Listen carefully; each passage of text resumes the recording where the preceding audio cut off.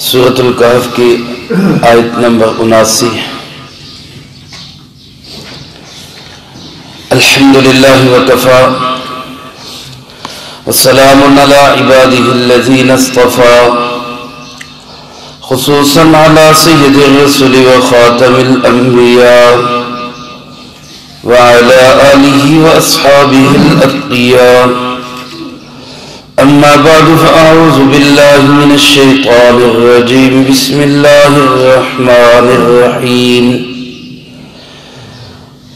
اما السفینۃ فکانت لمساکین یعملون فی البحر فاردت ان اعیبها وكان وراءهم ملك يأخذ كل سفينة غصبا.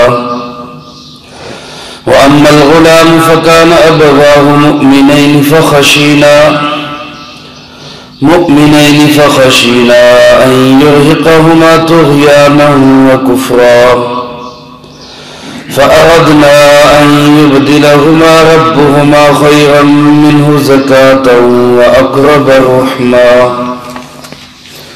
وأما الجدار فكان لغلامين يتيمين في المدينة وكان تحته كنز لهما وكان أبوهما صالحا فأراد ربك أن يبلغا أشدهما ويستخرجا كنزهما رحمة من ربك وما فعلته عن أمري ذلك تأويل ما لم تستطع عليه صبرا.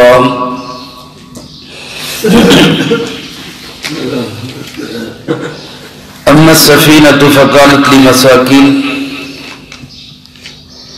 رہی وہ کشتی، اس کے مالک تھے کچھ مساکین یعملون فی البحر، جو محنت مزدوری کرتے دریا میں. فَأَرَدْتُ أَنْ أَعِيبَهَا، تو میں نے ارادہ کیا کہ اس کو عیبدار کر دوں. وَكَانَ وَرَاءَهُمْ مَلِكٌ، کیونکہ ان کے آگے ایک ایسا بادشاہ تھا. يَأْخُذُ كُلَّ سَفِينَةٍ غَصْبًا، جو ہر اچھی کشتی کو چھین لیتا تھا. وَأَمَّا الْغُلَامُ، اور رہا وہ لڑکا. فَكَانَ أَبَوَاهُ مُؤْمِنَيْنِ، تو اس کے والدین دونوں ایمان والے تھے. فَخَشِينَا أَن يُرْهِقَهُمَا طُغْيَانًا وَكُفْرًا، پس ہمیں خدشہ ہوا کہ وہ ان دونوں کو مبتلا کر دے گا سرکشی میں اور کفر میں. فَأَرَدْنَا أَن يُبْدِلَهُمَا رَبُّهُمَا، پس ہم نے ارادہ کیا کہ ان کے بدلے میں دے دے ان کو اللہ اس سے بہت بہتر زکاتاً، پاکیزگی کے اعتبار سے.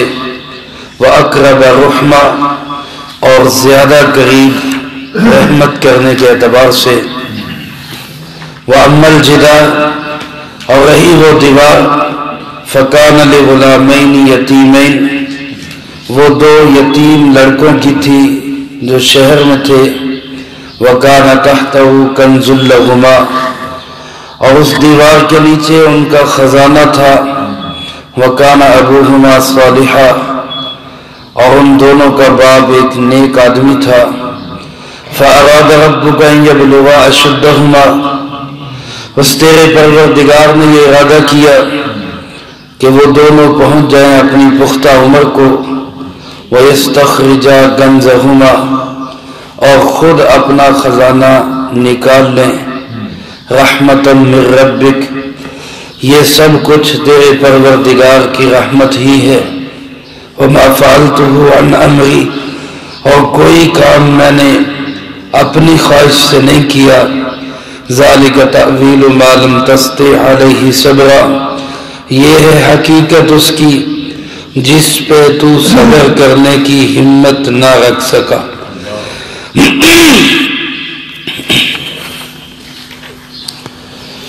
حضرت خضرعلیہ السلام کے ساتھ موسیٰ علیہ السلام رہے اس شرط کے ساتھ کہ کسی معاملے میں سوال نہیں کرنا، کسی بات پہ کوئی اعتراض نہیں کرنا، لیکن ایک کے بعد ایک اور پھر 3 کام ہوئے کہ حضرت موسیٰ علیہ السلام ان پر صبر نہ کر سکے۔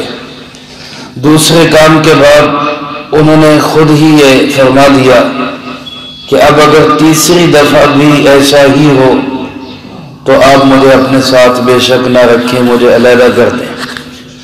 چنانچہ تیسری دفعہ بھی ایسا ہی ہوا کہ حضرت موسیٰ علیہ السلام خاموش نہ رہ سکے اور سوال کر بیٹھے، تو خضر علیہ السلام نے فرمایا ھذا فراق بینی و بینک، اب میرے اور آپ کے درمیان جدائی کا لمحہ آ چکا ہے، آپ اپنی شرط پہ پورا نہیں اتر سکے، لہذا اب آپ میرے ساتھ نہیں رہ سکیں گے، لیکن میں آپ کو آگاہ کر دوں گا ان کی حقیقت کیا ہے۔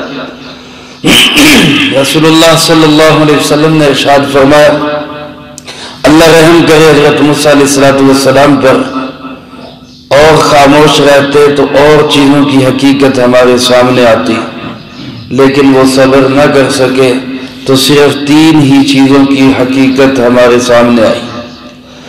اس کا خلاصہ میرے محترم دوستو وہی ہے جس کو ہم کہتے ہیں کہ اللہ کے ہر کام میں بہتری ہوتی ہے۔ خلاصہ اس کا یہی ہے، تینوں امور کا اللہ رب العزت کے ہر کام کے اندر بہتری ہوتی ہے۔ بعض دفعہ ایسا ہوتا ہے بظاہر ہمیں نظر آ رہا ہوتا ہے کہ بڑی پریشانی آ گئی، بڑی تکلیف آ گئی، بڑی مصیبت آ گئی، لیکن حقیقت یہی ہوتی ہے کہ اللہ کے ہر کام کے اندر ہی بہتری ہوتی ہے۔ اسی کو حضرت موسیٰ علیہ السلام کے سامنے حضرت خضر علیہ السلام نے یہاں پہ بیان فرمایا پہلی بات، کشتی کو میں نے عیبدار کر دیا، اس کا پٹا اکھاڑ دیا، اس کا تختہ نکال دیا، تو وہ اس وجہ سے کیا کہ اما السفینہ فکانت لمساکین، اس کشتی کے مالک کچھ مسکین لوگ تھے، کچھ مسکین لوگ تھے جو اس کشتی کے مالک تھے۔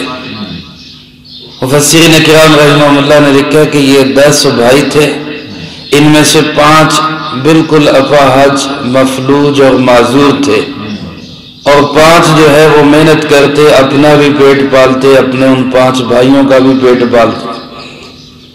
اور فرمایا کہ یہ کشتی ان مسکینوں کی تھی، اور اس سے یہ بھی معلوم ہوا کہ مسکین کس کو کہتے ہیں۔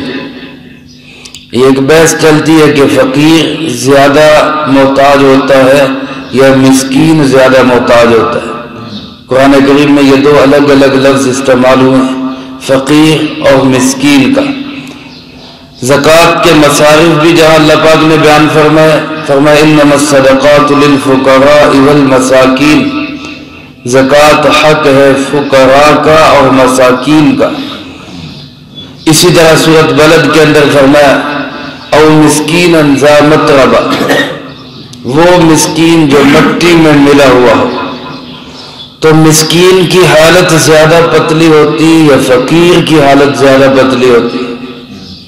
تو اس میں اختلاف ہے، بعض فقہا فرماتے ہیں فقیر زیادہ محتاج ہے، اور بعض فرماتے ہیں مسکین زیادہ محتاج ہے۔ اب مسکین کس کو کہتے ہیں؟ بعض تو فرماتے ہیں جس کے پاس کچھ نہ ہو، لیکن بعض فرماتے ہیں کہ مسکین وہ ہے جس کے پاس کچھ تو ہو لیکن اتنا نہ ہو کہ وہ صاحب نصاب ہو۔ جتنا زکوٰۃ کسی پہ فرض ہوتی ہے اتنا مال کسی کے پاس نہ ہو، وہ مسکین کہلاتا ہے۔ یہاں اللہ پاک نے ان کو مساکین کہا، حالانکہ یہ اور کسی چیز کے مالک نہ صحیح کشتی کے مالک تو تھے، تو کشتی کے مالک ہونے کے باوجود ان کو کیا کہا گیا کہ یہ مسکین ہے۔ معلوم ہوا کہ مسکین وہی ہوتا ہے جس کے پاس کچھ ہو لیکن نصاب کے بقدر نہ ہو۔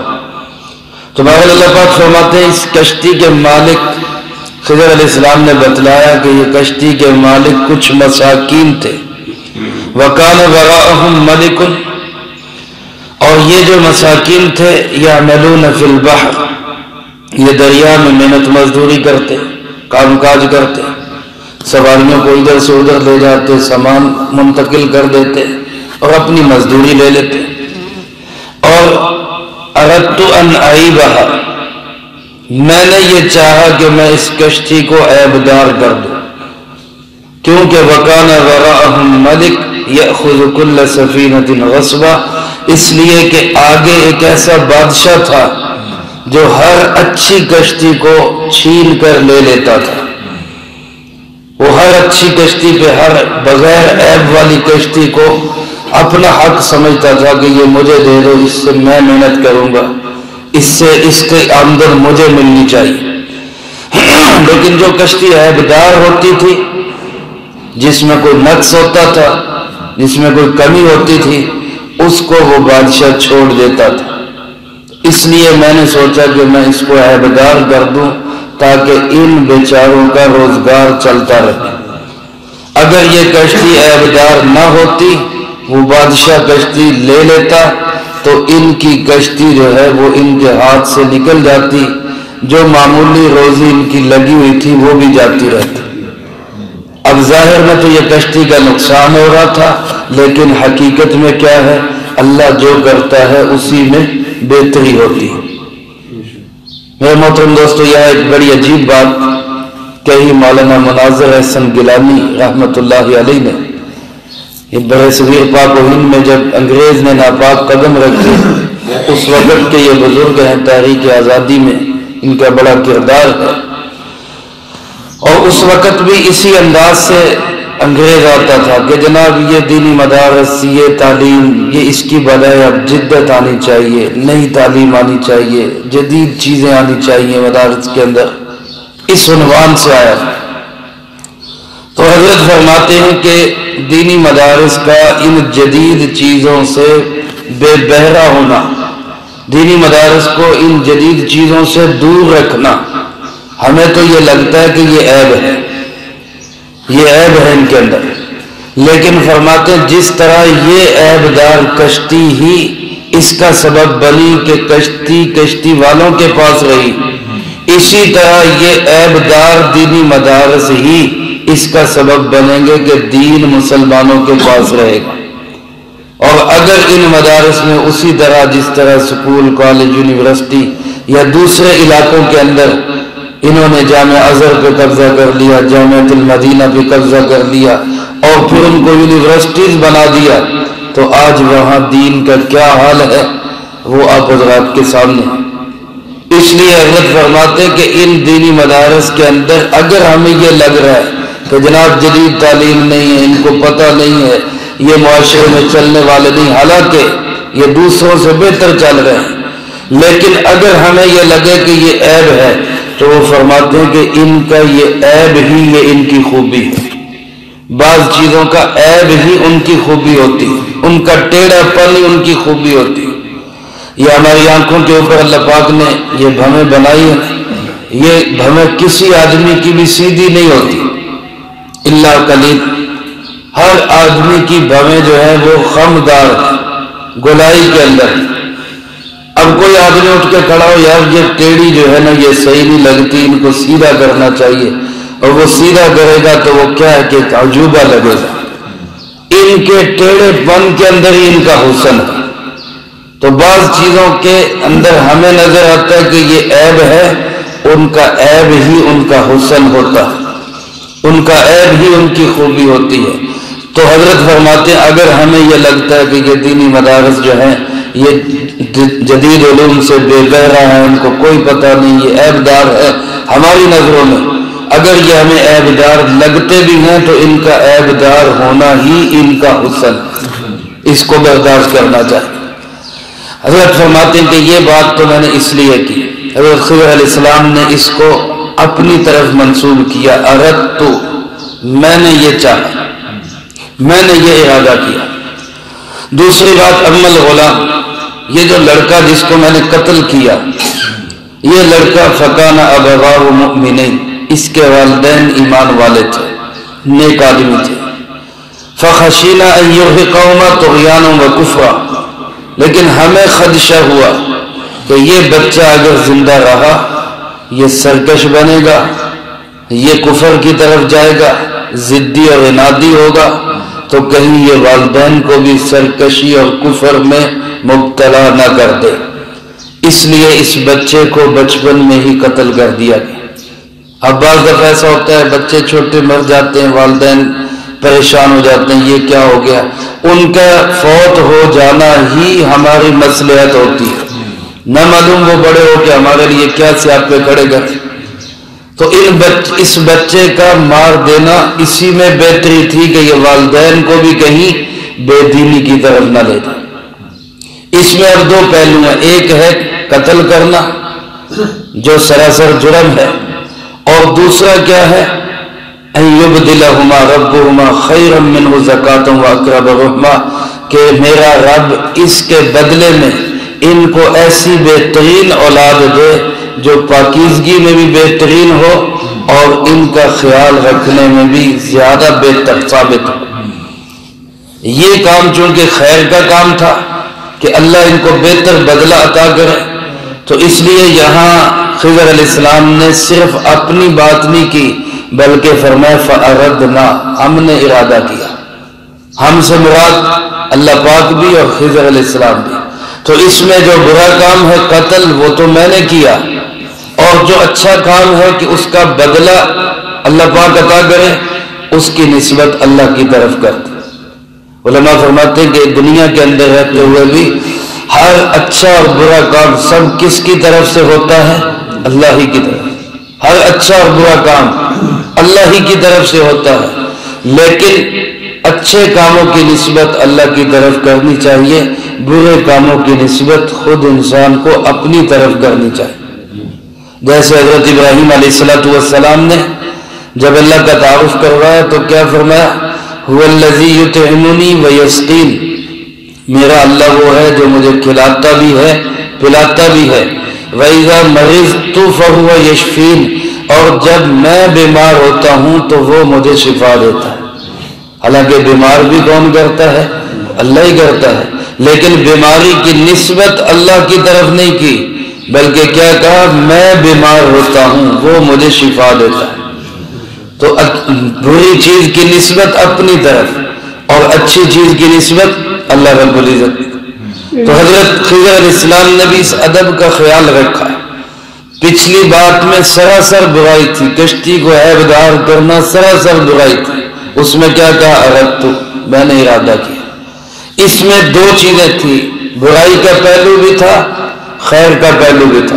برائی اس لڑکے کو قتل کرنا اور خیر اس لڑکے کا بدل دینا، وہ اچھائی تھی، تو اس لیے یہاں مشترکہ جملہ کہہ دیا اردنا، ہم نے ارادہ کیا، تاکہ برائی کی نسبت میری طرف ہو جائے اور اچھائی کی نسبت اللہ کی طرف ہو جائے۔ چنانچہ علماء لکھتے ہیں کہ اس بیٹے کے بدلے میں اللہ پاک نے ان والدین کو ایک بیٹی عطا کی، اس بعض روایات میں دو بیٹیاں عطا کی، بعض میں ایک ہے، اور اس ایک بیٹی کی شادی اللہ کے ایک نبی کے ساتھ ہوئی، اور پھر اس بیٹی کی نسل سے اللہ نے 70 انبیاء علیہ السلام پیدا کیے۔ یہ اس ایک کا بدل اللہ نے عطا فرمایا۔ تیسری بات فرمایا وَأَمَّا الْجِدَارُ، یہ جو دیوار ہے، فَكَانَ لِغُلَامَيْنِ یتیمین، یہ دو یتیم لڑکوں کی تھی، دو لڑکے تھے جو نوعمر تھے، نابالغ تھے، باپ ان کا فوت ہو گیا، شہر میں رہتے تھے۔ وَكَانَ تَحْتَهُ كَنْزٌ لَهُمَا، اور اس کے باپ نے اس دیوار کے نیچے ان کے لیے کوئی خزانہ چھپایا تھا، سونا چاندی تھا، جیسے پہلے زمانے میں کوئی بینک وغیرہ تو تھے نہیں، زمین میں چھپا دیا کرتے، تو دیوار کے نیچے اس نے چھپایا ہوا تھا۔ اب خدشہ یہ تھا کہ یہ دیوار گر جاتی، یہ تو لڑکے ابھی چھوٹے تھے، یہ اپنا مال سنبھال نہ سکتے اور لوگ ان کا مال ہڑپ کر جاتے۔ اور رہا تیسرا معاملہ جدار کا، فَكَانَ لِغُلَامَيْنِ يَتِيمَيْنِ فِي الْمَدِينَةِ، یہ دو یتیم لڑکوں کی تھی، ان کا باپ فوت ہو چکا تھا اور اس نے کوئی خزانہ اپنے بچوں کے لیے اس دیوار کے نیچے دفن کیا ہوا تھا۔ اب وہ دیوار گر جاتی تو وہ خزانہ ظاہر ہو جاتا اور لوگ اٹھا کے لے جاتے، وہ بچے اپنا خزانہ جو ہے وہ سمیٹ نہ سکتے، سنبھال نہ سکتے، کیونکہ وہ ابھی نوعمر تھے، نابالغ تھے۔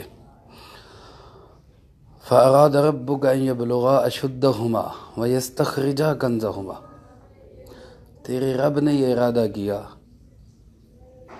تیرے پروردگار نے یہ چاہا کہ وہ اپنی پختہ عمر کو پہنچ جائیں، بالغ ہو جائے، 25 سال کی عمر کو ہو جائیں، 40 سال کو پہنچ جائیں، مختلف روایات۔ اراد ربک ان یبلغا اشدہما، یہاں چونکہ معاملہ سراسر خیر ہے، خیر کا کام ہے، کوئی شر نہیں ہے اس میں، اس لیے اس کی پوری نسبت اللہ کی طرف کی، اپنی طرف اس کی نسبت کی ہی نہیں، یہ ایک ادب کا تقاضا ہے۔ اراد ربک، تیرے پروردگار نے ارادہ کیا، ان یبلغا اشدہما ویستخرجا کنزہما، یہ ان بچوں کے ساتھ جو اچھائی کی گئی وہ کس لیے؟ کہ کان ابوہما صالحا، ان کا باپ نیک تھا، ان کا باپ نیک تھا۔ علماء فرماتے ہیں کہ ماں باپ کی نیکی کا اثر ان کی اولاد پہ، ان کی نسلوں پہ پڑتا ہے۔